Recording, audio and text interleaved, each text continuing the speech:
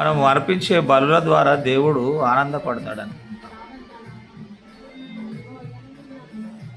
ఆ బలులు అర్పించి మనం సంతోషపడుతుంటాం, మనం ఆనందపడుతుంటాం.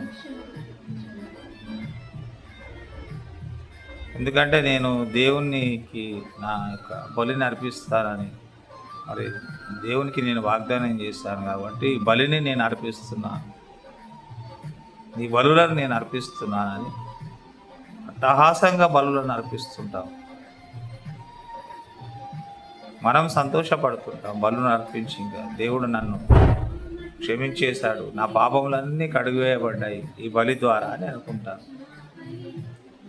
మరి యేసుక్రీస్తు ప్రభుల వారే మన కొరకు బలి అయ్యారు, మనం అర్పించే బలి కాదు.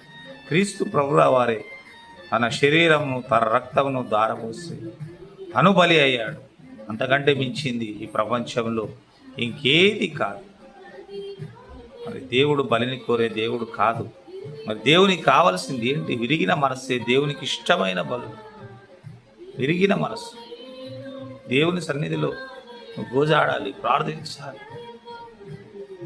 నీ మనసంతా మరి దేవునికే సమర్పించుకోవాలి. అదే తనకు ఇష్టమైన బలి. అటు సందర్భాల్లో మన విన్నపాలు, మన మొరలు వినే దేవుడు అలక్ష్యం చేయకుండా మనకు తొందరగా సమాధానం ఇచ్చే దేవుడుగా ఉంటున్నాడు. విరిగిన మనస్సే దేవునికి ఇష్టమైన బలి. దేవా, విరిగి నలిగిన హృదయమును నీవు ఎంత మాత్రమును ఆలక్ష్యము చేయవు దేవా అని భక్తుడు మాట్లాడుతున్నాడు.